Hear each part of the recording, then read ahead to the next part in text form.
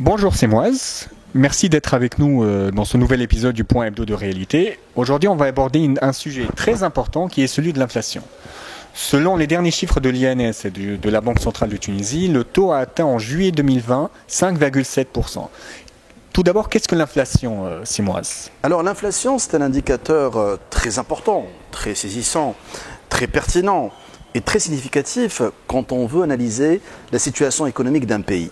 L'inflation, en fait, c'est l'indicateur qui nous donne une idée sur la hausse des prix d'une période à une autre. Donc c'est un calcul qu'on fait sur la base d'un panier de biens et de services qui sont consommés par la population. On fait des enquêtes périodiques et on définit ce panier-là et la composition de ce panier. Après, on va calculer une moyenne pondérée et puis on va comparer, par exemple, du mois d'octobre 2019 au mois d'octobre 2020, ou bien du mois de juillet 2019 au mois de juillet 2020, ou bien d'un mois à un autre. Et on compare donc la moyenne pondérée, si elle a bougé, si elle a augmenté, si elle a baissé.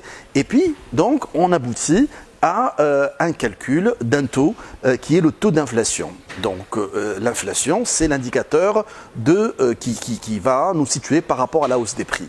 Alors, il faut savoir que l'inflation, il y a une norme internationale, il y a parfois des niveaux qu'on définit à la base, et on va dire on ne doit pas dépasser ce niveau-là, sinon on serait en situation d'hyperinflation ou d'une inflation galopante. Et donc ce niveau, c'est à peu près de 3%. Au-delà de 3%, l'inflation devient un peu préoccupante. Donc nous, en Tunisie, on a dépassé les 3% depuis le 14 janvier 2011, ça a commencé à augmenter, donc on atteint même les 7, 8, 9%. Et aujourd'hui, on commence un petit peu à faire baisser cette inflation, on arrive à 5,7%, comme vous avez dit, au mois de juillet 2020. Dans ce cas, Simoise, peut-on dire que nous avons maîtrisé l'inflation en Tunisie? Alors ça, c'est une bonne question parce que donc, le simple observateur, le simple citoyen observe les chiffres. Maintenant, il a une culture économique, il comprend. Il dit voilà, donc l'inflation a baissé, c'est bien. Donc je vais pouvoir améliorer mon pouvoir d'achat et les prix ont baissé.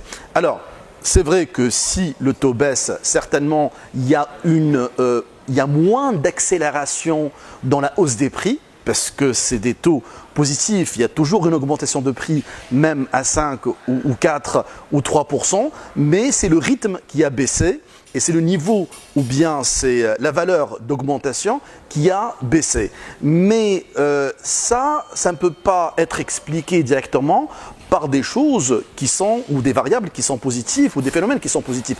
Ça peut être dû à la baisse de la consommation.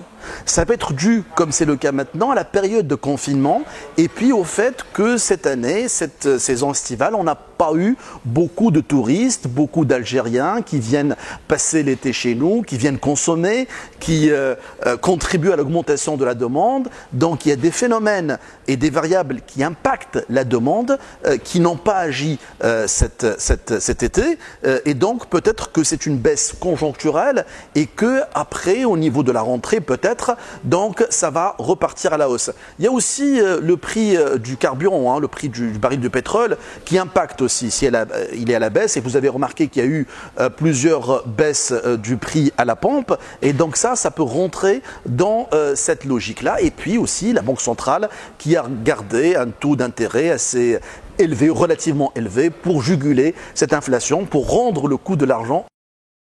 Merci beaucoup pour toutes ces précisions, Simoise, et je vous dis à la prochaine.